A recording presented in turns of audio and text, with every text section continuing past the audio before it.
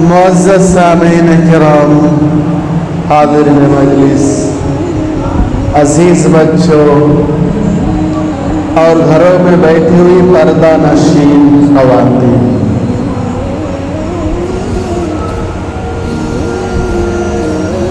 جو دین ہم تک پہنچا ہے یقیناً ان کے سب سے پہلے مبلغ پیغامبر صحابہ کرام ہے۔ صحابہ کرام رضوان اللہ تعالی علیہم اجمعین کے طفیل میں یہ شریعت ہم تک پہنچی، یہ دین ہم تک پہنچا ہے۔ صحابہ کرام یہ وہ جماعت ہے جسے نبی کریم صلی اللہ علیہ وسلم نے خود تربیت فرمائی، اور ایسی تربیت فرمائی کہ اللہ تعالیٰ کو بھی کہنا پڑا رضی اللہ عنہم ورضوان۔ اللہ تعالیٰ ان سے راضی ہو گئے، یہ لوگ اللہ تعالیٰ سے راضی ہو گئے۔ یعنی صحابہ کرام کی جماعت ایسی جماعت ہے جس کی رضا کی خبر پہلے اللہ تعالیٰ دے رہا ہے، میں اس سے راضی ہو گیا، یہ لوگ مجھ سے راضی ہو گئے۔ کتنی بڑی بات ہے یہ، صحابہ کرام کے لیے سب سے بڑی میڈل ہے۔ میں اس جماعت سے راضی ہو گیا، جس کے بارے میں اللہ کہہ دے میں اس سے راضی ہوں، اس کی کامیابی پر کون شک کر سکتا ہے، کون نکتہ چینی کر سکتا ہے؟ کوئی کر سکتا ہے؟ نہیں کر سکتا ہے۔ اللہ نے جسے کامیاب کر دیا، اللہ نے جس سے راضی ہونے کا اعلان کر دیا، پوری دنیا زمین آسمان مل کر کے بھی اس کا انکار کرے نہیں ہو سکتا ہے۔ پہلا میڈل ہے۔ دوسرا میڈل ہے والذین معہ اشداء علی الکفار محمد الرسول اللہ۔ محمد اللہ کے رسول ہیں اور جو ان کے ساتھ ہے یعنی صحابہ کرام، یہ کفار پر سخت ہے، مومن پر نرم ہے، ان کی پیشانی پر سجدے کے نشان ہے، آپس میں بہت محبت کرتے ہیں۔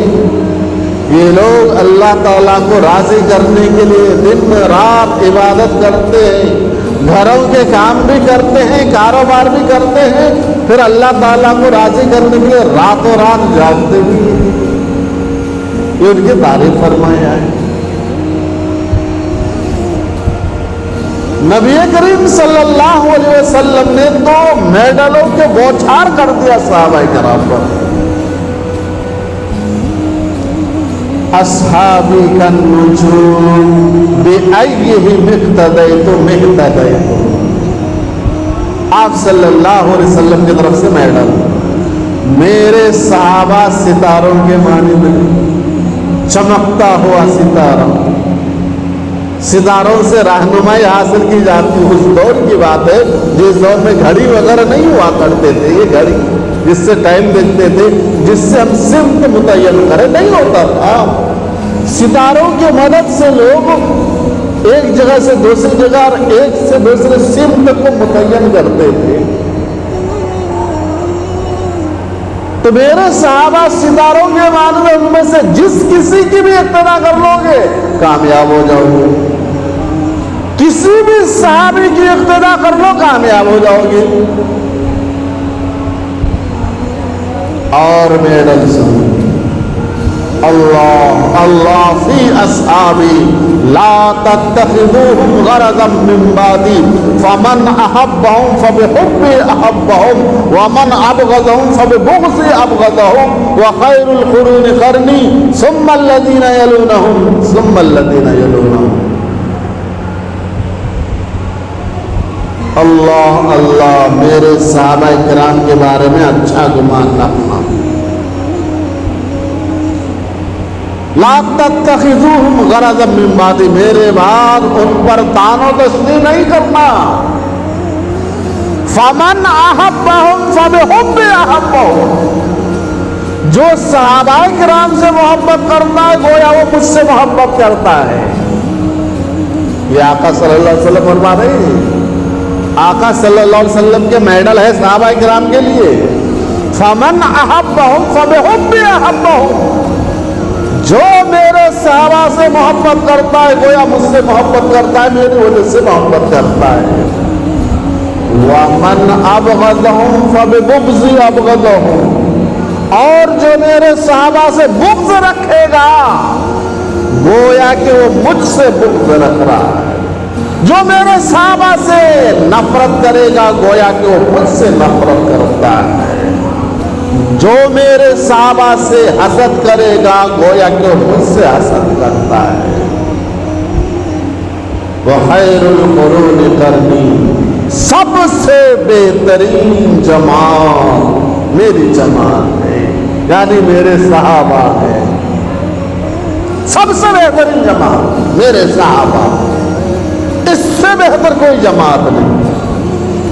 اس کی اور ایک نظر ملتی ہے، سب سے بہترین جماعت کیسی؟ آقا صلی اللہ علیہ وسلم نے فرمایا کہ یہ وہ جماعت ہے ان کے ایک سا گیہوں اللہ کے راہ میں خرچ کرنا. ایک سا پونے 2 کلو،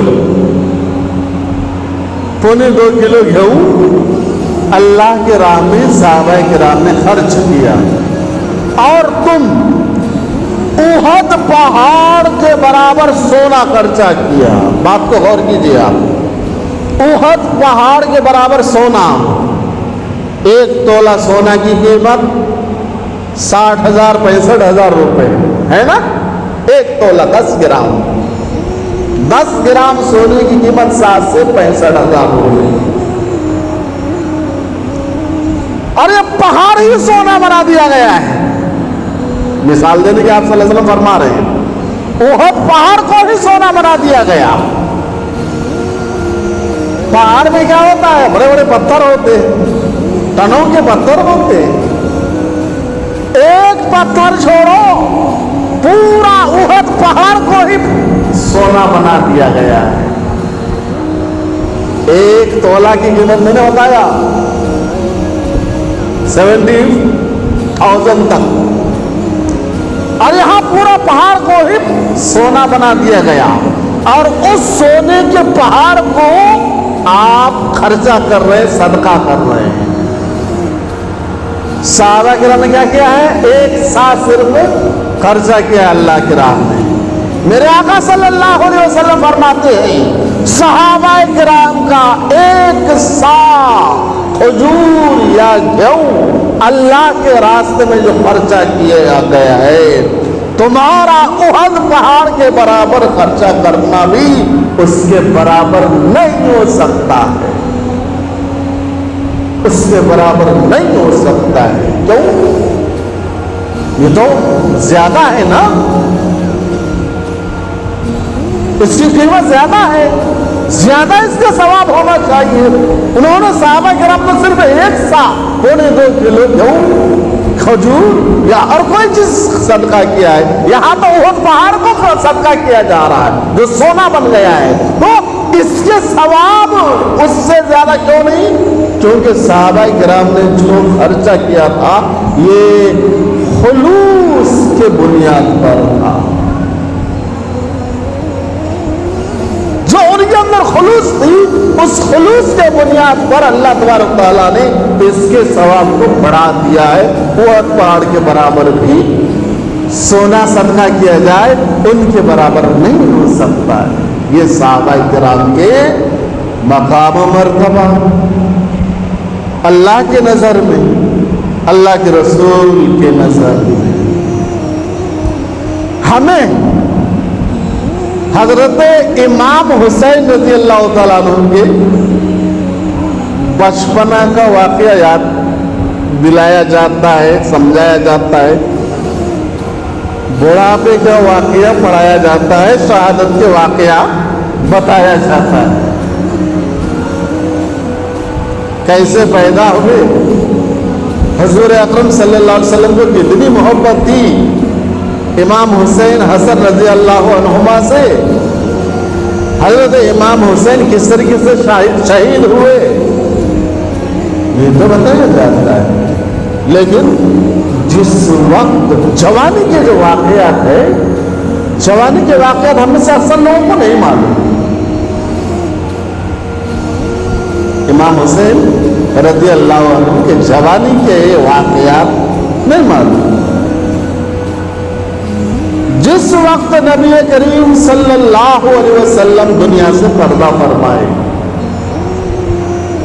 इमाम हुसैन रज़ियल्लाहु तआला अन्हु की उम्र 8 साल, 8.5 साल, 8 या 8.5 साल।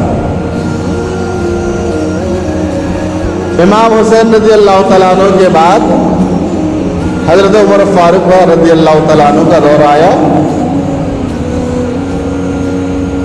जो 10 सालों तक खिलाफत की। 8 और 10 18 साल। अबू बकर सिद्दीक रज़ियल्लाहु तआला अन्हु को 2-2.5 साल को मिला दिया जाए 20 साल, है ना। इसके बाद से लेकर शहादत तक इमाम हुसैन रज़ियल्लाहु तआला अन्हु ने क्या किया? घर में बैठ करके खाली तस्बीह पढ़ते थे,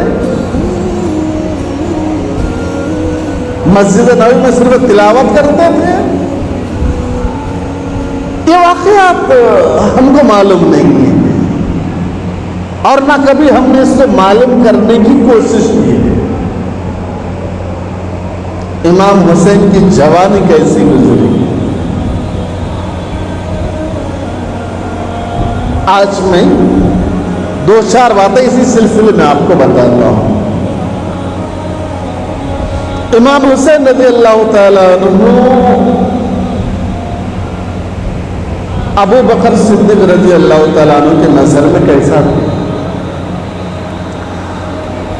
प्यारे आका जब दुनिया से पर्दा फरमा गए, हजरत उमर सिद्दीक रज़ियल्लाहु तआला अन्हु को खलीफा बनाया गया। हजरत उमर सिद्दीक रज़ियल्लाहु तआला अन्हु खुतबा देने के लिए आए। लोगों ने कहा कि हजरत खुतबा शुरू कीजिए। अबू बकर सिद्दीक रज़ियल्लाहु अन्हु ने कहा कि ठीक है, खुतबा शुरू करूंगा, पहले ये तो बताओ हसन हुसैन कहाँ है? हसन हुसैन कहाँ है? ओ पीछे बैठे हुए, लाओ पकड़ के लाओ हसन हुसैन को। यहाँ दाहिने तरफ हजरत इमाम हसन को ठहराया गया, बाएं तरफ इमाम हुसैन को ठहराया गया है। तो उमर सिद्दीक रज़ियल्लाहु तआला अन्हु खड़े होकर कहने लगे, आका सल्लल्लाहु अलैहि वसल्लम को पर्दा फरमा करके चंद दिन हो चुके हैं। आका सल्लल्लाहु अलैहि वसल्लम का गुलाम अब खुतबा दे रहा है, और अगर आका सल्लल्लाहु अलैहि वसल्लम को देखना है तो हसन हुसैन को देखो। हसन हुसैन ही आका सल्लल्लाहु अलैहि वसल्लम का अक्स है। यह है तो अबू बकर सिद्दीक रज़ियल्लाहु तआला अन्हु फरमाते हैं। हजरत इमाम हसन रज़ियल्लाहु तआला अन्हु 8 महीने के बड़े थे इमाम हुसैन से। इमाम हसन रज़ियल्लाहु तआला अन्हु कमर से लेकर सर तक नबी करीम सल्लल्लाहु अलैहि वसल्लम के जैसे थे, और कमर से लेकर पैर की उंगली तक हजरत अली रज़ियल्लाहु तआला अन्हु के जैसे थे। इमाम हुसैन रज़ियल्लाहु तआला अन्हु कमर से लेकर सर तक हजरत अली रज़ियल्लाहु तआला अन्हु के जैसे थे। सर से लेकर पैर की उंगली तक हुजूर अकरम सल्लल्लाहु अलैहि वसल्लम के जैसे थे। शायद इसी वजह से हजरत उमर सिद्दीक रज़ियल्लाहु तआला अन्हु ने फरमाया, आका सल्लल्लाहु अलैहि वसल्लम नहीं है, आका के गुलाम खुतबा दे रहा है, लेकिन हुजूर अकरम सल्लल्लाहु अलैहि वसल्लम को देखना है। हसन हुसैन को देखो तो तुम हुजूर अकरम सल्लल्लाहु अलैहि वसल्लम को देख लोगे।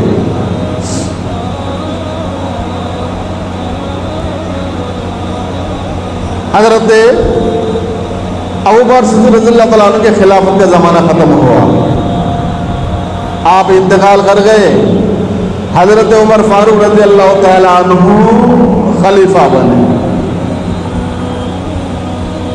ایک دن حضرت امام حسن 18-20 سال کا نوجوان، ہر پر جوان،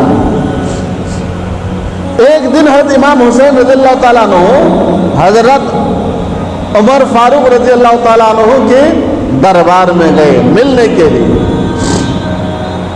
عمر فاروق کی نظر میں حضرت امام حسین کا مقام، یہ بتانا چاہ رہا ہوں میں، ابوبکر صدیق کی نظر میں حضرت حسین کا مقام بتا دیا، عمر فاروق رضی اللہ عنہ کے نظر میں عمر کا مقام، ملنے کے لیے گھر گئے، حضرت عمر فاروق رضی اللہ عنہ سے ملنے کے لیے حضرت امام حسین حضرت عمر فاروق کے گھر گئے، تو ان کے دروازے کے سامنے حضرت عمر فاروق رضی اللہ عنہ کے صاحبزادے عبداللہ ابن عمر بیٹھے ہوئے تھے۔ تو عمر فرمانے لگے، کیا ہے بھائی باہر بیٹھے ہوئے، کیا بات ہے؟ کہ آپ کہاں کا ارادہ کر رہے تھے؟ کہ میں آپ کے والد صاحب سے ملنے کے لیے آیا۔ حضرت عبداللہ ابن عمر کہنے لگے، اندر میٹنگ چل رہی ہے، مجھے باہر کر دیا، اندر ابا جان کی میٹنگ چل رہی ہے، ابا جان نے مجھے باہر کر دیا۔ حضرت حسین رضی اللہ تعالیٰ عنہ سوچنے لگے، جب عمر فاروق رضی اللہ عنہ اپنے بیٹے کو باہر کر دیا ہوں گا تو میں تو علی کا بیٹا ہوں، وہیں بیٹھ گئے، حضرت عبداللہ بن عمر کے ساتھ بیٹھ گئے۔ بہت دیر کے بعد میٹنگ ختم ہوئی، حضرت عمر رضی اللہ عنہ نے اپنے صاحبزادے حضرت عبداللہ کو بلایا، اندر آؤ، اب آ سکتے ہو۔ تو حضرت عبداللہ کے ساتھ حضرت عمر حضرت حسین رضی اللہ عنہ بھی اندر گئے۔ حضرت حسین کو دیکھ کر کے حضرت عمر فاروق کھڑے ہو گئے، آپ کب آئے؟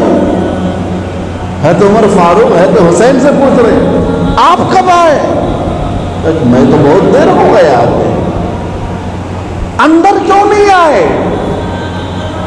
میں تو اندر آنے کے لیے ہی آیا تھا، لیکن دروازے کے پاس عبداللہ کو دیکھا، عبداللہ سے پوچھا تو انہوں نے کہا کہ اندر میٹنگ چل رہی ہے، ابا جان مجھے باہر کر دیا ہے۔ تو میں نے دل میں یہ سوچا کہ ہے تو عمر اپنے بیٹے کو جب باہر کر دیا ہے تو میں تو علی کا بیٹا ہوں، اس لیے میں باہر آپ کا انتظار کر رہا تھا۔ حضرت عمر فاروق رضی اللہ تعالیٰ عنہ کی آنکھوں میں آنسو آ گیا، رونے لگے۔ حضرت عمر فاروق رضی اللہ عنہ رونے لگے، روتے روتے کہہ رہے ہیں، شہزادے یقیناً تو میرا بیٹا نہیں ہے، تو علی کا بیٹا ہے، لیکن مجھے اپنا بچپن کا زمانہ یاد ہے، میں بکریاں چرایا کرتا تھا، میری والدہ مجھے مارتی تھی، میرے والد مجھے مارتے تھے کہ عمر تجھے بکریاں بھی چرانے نہیں آتا، تو کیا کرے گا زندگی میں؟ تو زندگی میں کیا کرے گا؟ تجھے تو بکریاں بھی چرانے نہیں آتا۔ آج 22 لاکھ مربع میل زمین کا مالک عمر ہے، 22 لاکھ مربع میل، اتر دکشن پورب پچھم ہر طرف سے عمر کی حکومت چل رہی ہے، اور شہزادے یہ حکومت تیرے نانا کے جوتیوں کے صدقے میں مجھے ملی ہے، تیرے نانا کے جوتیوں کے صدقے میں مجھے ملی ہے، تو ایسا بات مت کیا کر۔ ہاں میرے بیٹے کے لیے تو قانون ہے، میرے بیٹے اندر آئے باہر جائے اس کے لیے قانون ہے، لیکن علی کے بیٹے تیرے لیے کوئی قانون نہیں ہے۔ دو جہاں کے سردار کے نواسے، تیرے لیے کوئی قانون نہیں ہے، تو جب چاہے آ سکتا ہے، تجھے پوچھنے کی ضرورت نہیں ہے۔ حضرت عمر فاروق رضی اللہ تعالیٰ عنہ سلام میں پہل کیا کرتے تھے۔ بعض لوگوں کی عادت ہوتی ہے سلام میں پہل کرتے ہیں۔ آپ سلام کرنا بھی چاہو، آپ سے پہلے وہ سلام کر دیتے ہیں۔ یہ چیز اللہ تعالیٰ کم لوگوں کو دیتا ہے۔ عام طور پر تو لوگ انتظار کرتے ہیں کہ لوگ مجھے سلام کریں۔ کچھ لوگ ایسے ہوتے ہیں، ایک میرے استاد حدیث حضرت مفتی سعید صاحب پالن پوری رحمۃ اللہ علیہ جو انتقال کر گئے کووڈ-19 میں، ان کی بھی یہی عادت تھی۔ ہم بار بار کوشش کرتے تھے کہ آپ حضرت کو سلام کریں گے، لیکن ہمارے سلام سے پہلے ادھر سے سلام آ جاتا۔ تو حضرت عمر فاروق رضی اللہ تعالیٰ عنہ ہمیشہ سلام میں پہل کیا کرتے تھے۔ ایک مرتبہ حضرت حسین کی نظر میں آیا کہ عمر ہمیں بار بار سلام کر رہے ہیں، کبھی ہمیں تو پہل کرنا چاہیے، اب کی مرتبہ میں سلام کروں گا پہلے۔ آئے، سامنے آئے، آتے ہی تو عمر پہلے سلام کر، میں تو ناکام ہو گیا۔ پھر موقع دیکھا، ہاں آج اچھا موقع ہے، آج پہلے میں سلام کروں گا۔ جا رہے تھے پھر فوراً ہے تو عمر فاروق سلام کرتے ہیں، وعلیکم السلام۔ ہے تو عمر فاروق رضی اللہ تعالیٰ نے پہل کرتے تھے۔ ایک مرتبہ ہے تو عمر فاروق کو حضرت حسین رضی اللہ عنہ دور سے دیکھے آ رہے ہیں، مسجد کی طرف آ رہے ہیں، مسجد کی دیوار سے چھپ گئے اور حضرت حسین آج سلام پہلے کر کے رہوں گا، حضرت حسین آج سب سے پہلے میں سلام کروں گا، ہے تو عمر فاروق رضی اللہ عنہ کو چھپ گئے، مسجد کے دیوار سے چھپ گئے۔ حضرت عمر فاروق رضی اللہ تعالیٰ عنہ قریب آئے، یہ سوچے کہ اور تھوڑا قریب آئیں گے، اس کے بعد نکل کر کے پھٹ سے میں سلام کر لوں گا۔ حضرت عمر فاروق رضی اللہ تعالیٰ عنہ اور تھوڑا مسجد کے دیوار کے قریب آئے، قریب ہو کر کے ٹھہر کر کے کہنے لگے السلام علیکم یا حسین۔ حسین دیوار سے باہر نکلے، وعلیکم السلام رحمۃ اللہ، میں آپ کو ہمیشہ سلام کرنا چاہتا ہوں، آپ کے طرف سے پہلے سلام آ جاتی ہے، تو آج میں نے دل میں یہ سوچا کہ میں چھپ کر کے یہاں رہوں اور آپ کا میں انتظار کر رہا تھا۔ آپ نے مجھے کیسے دیکھ لیا؟ آپ نے مجھے کیسے دیکھ لیا کہ میں یہاں پر دیوار کے پاس چھپا ہوا ہوں؟ اس وقت جو الفاظ حضرت عمر فاروق رضی اللہ تعالیٰ عنہ نے فرمایا، وہ الفاظ آب زر سے سونے سے لکھنے کے لائق ہے، اگر اس سے بھی لکھا جائے تو کم ہوگا۔ حضرت امام حسین کہنے لگے کہ آپ کو کیسے معلوم کہ میں دیوار کے پیچھے چھپا ہوا ہوں؟ آپ نے مجھے نام لے کر کے سلام کیا۔ حضرت عمر فاروق رضی اللہ تعالیٰ عنہ نے فرمایا کہ حسین، میں نے تمہیں دیکھا نہیں ہے، لیکن تیری خوشبو مجھے محسوس ہو گئی، تیری خوشبو کو سون کر کے میں نے پہل کیا سلام کرنے میں، تیری خوشبو مجھے آ گئی۔ یہ واقعہ کیا بتاتا ہے؟ امام حسین رضی اللہ تعالیٰ عنہ کے بدن سے خوشبو آیا کرتی تھی۔ 2-3 ہفتہ پہلے بھی میں نے ایک واقعہ بیان کیا تھا کہ نبی کریم صلی اللہ علیہ وسلم حضرت امام حسین کو چوما کرتے تھے اور سونگا کرتے تھے۔ ہم اپنے بچوں کو بوسا دیتے، چومتے ہیں، یہ بات تو صحیح ہے، لیکن سونگتے تو نہیں ہیں بچے کو۔ حضرت اکرم صلی اللہ علیہ وسلم اپنے نواسے حضرت حسین کو سونگتے تھے۔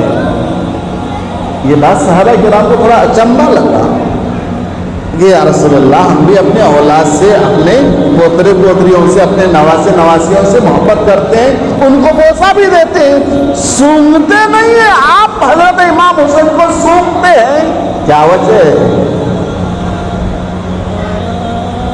میرے آقا صلی اللہ علیہ وسلم نے فرمایا کہ میری اولاد ہے اس لیے میں اسے بوسہ دیتا ہوں، اسے چومتا ہوں، اس کے بدن سے جنت کی خوشبو آتی ہے اس لیے اس کو سونگتا۔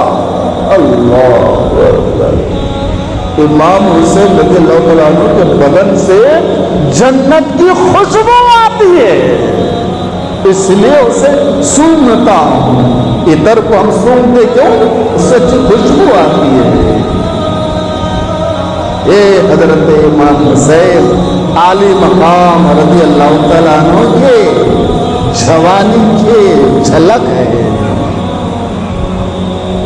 بچپنا کا بیان کر دیتے ہیں، بچپنا ہم کو معلوم ہے، بڑھاپا بھی معلوم ہے۔ 62 سال کی عمر میں یا 72 سال کی عمر میں حضرت امام حسین رضی اللہ تعالیٰ عنہ کی شہادت ہوئی، کربلا کے دن شہادت ہوئی، پورے فیملی کے ساتھ شہادت ہوئی، یہ معلوم ہے۔ لیکن یہ اتنا بڑا جو گیپ سے بیچ میں اس زندگی کے بارے میں ہم کو کچھ معلوم ہی نہیں ہے۔ تمام صحابہ کرام حضرت امام حسن اور حسین کو عقیدت کی نگاہ سے دیکھتے تھے، اور کیوں نہ دیکھے؟ میرے آقا صلی اللہ علیہ وسلم کی حدیث ہے، الحسن والحسین سیدہ شباب اہل الجنہ، امام حسن اور امام حسین جنت میں تمام نوجوانوں کے سردار ہیں، تمام جوانوں کے سردار ہیں۔ آپ یہ مت سمجھیں جو بوڑھے حضرات ہیں کہ جوانوں کے سردار تو ہمارے کون ہوں گے، آپ یہ مت سوچئے، آپ بھی جنت میں جوان ہی رہیں گے، 33 سال کے ہی رہیں گے، آپ بھی جوان رہیں گے، مطلب ہر ایک کے سردار حضرت امام حسن اور حسین ہوں گے جنت میں۔ یہ آقا صلی اللہ علیہ وسلم کا فرمان ہے، اور یہ حدیث تمام صحابہ کرام کے نظر میں رہتی تھی، اس لیے ہر ایک عقیدت اور محبت کے ساتھ حضرت امام حسین رضی اللہ تعالیٰ عنہ کو دیکھتے تھے اور ان سے محبت کرتے تھے۔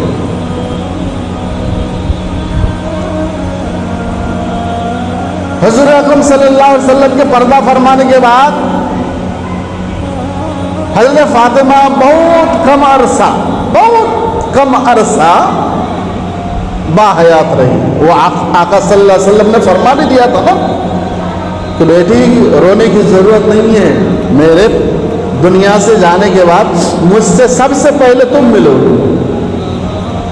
اسی اسنا میں، اسی درمیان مدینے میں ایک مرتبہ زور کی بارش آئی، زور کی بارش آئی،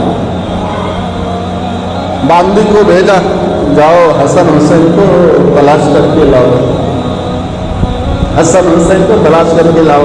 باندھی گئی، ادھر جا کر کے دیکھی نہیں ہے امام حسن حسین، ادھر گئی نہیں ہے، ماں کو تکلیف ہوتی ہے، آندھی آئے بارش آئے، ماں سب سے پہلے گھبراتی ہے اولاد کے لیے۔ تو فاطمہ الزہرا رضی اللہ تعالی عنہا کہنے لگی، اپنے باندھی سے کہنے لگی، تلاش کیا؟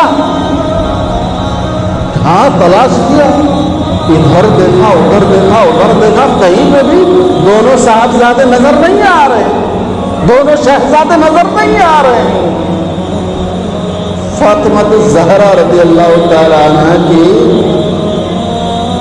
اس بات کو یاد کیجئے کہ امام حسین رضی اللہ عنہ اور حضرت عمر صدیق کے گھرانے میں کتنی الفت اور محبت ہے۔ حضرت فاطمہ الزہرا رضی اللہ عنہ نے کہا کہ تم ادھر ادھر کہاں دیکھ رہے ہو؟ میرے بچے یا تو گھر میں ہوں گے یا تو ابو بکر کے گھر میں ہوں گے، میرے بچے یا تو گھر میں ہوں گے یا ابو بکر کے گھر میں ہوں گے۔ ابو بکر کے گھر میں جاؤ، جا کر کے دیکھو میرے بچے مل جائیں گے۔ اتنی الفت تھی، اتنی محبت تھی حضرت امام حسن حسین رضی اللہ تعالیٰ عنہما سے، لیکن والد ماجد کی اس بشارت کے بنا پر حضرت فاطمہ الزہرا رضی اللہ عنہا کو اس دنیا سے جانا پڑا 28 سال کے تھے جس وقت انتقال ہوا، ان کی عمر 28 سال کی۔ اولاد کو سب سے زیادہ قربت ماں سے ہوتی۔ امام حسن حسین رضی اللہ تعالیٰ عنہ کی والدہ اس عمر میں داغ مبارک دے گئی جس عمر میں ان کو ضرورت تھی، لیکن یہ سب کچھ اللہ تعالیٰ کی طرف سے ہو رہا ہے۔ لیکن اللہ تعالیٰ نے امام حسن حسین کے مقام مرتبہ کو اتنا بڑھایا کہ کسی شخص کی اتنی نسل نہیں چلتی ہے جتنی آج صرف اور صرف آل نبی کی اولاد امام حسن اور حسین سے ہے۔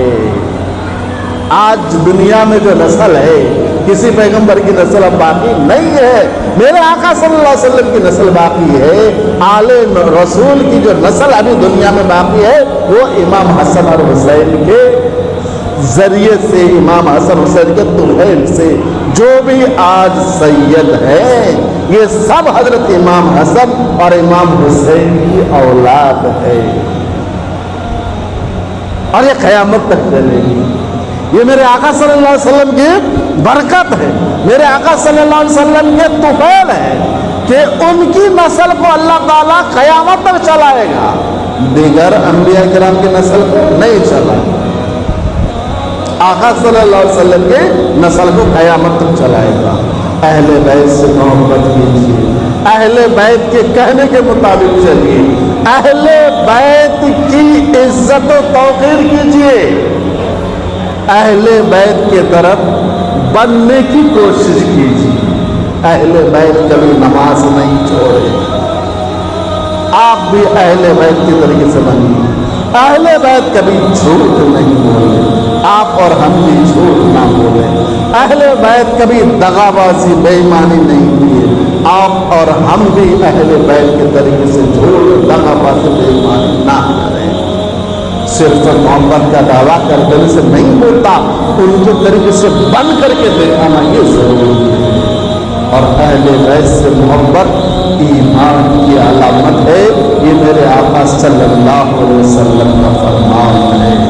دعا ہے اللہ تبارک و تعالیٰ نے اہل بیت خصوصاً امام حسن اور حسین رضی اللہ عنہما کی عزت و توقیر اور ان کے بتائے ہوئے معنی کے طریقے کے مطابق چلنے کی توفیق عطا فرمائے۔ آمین یا رب العالمین۔ الحمد للہ رب العالمین۔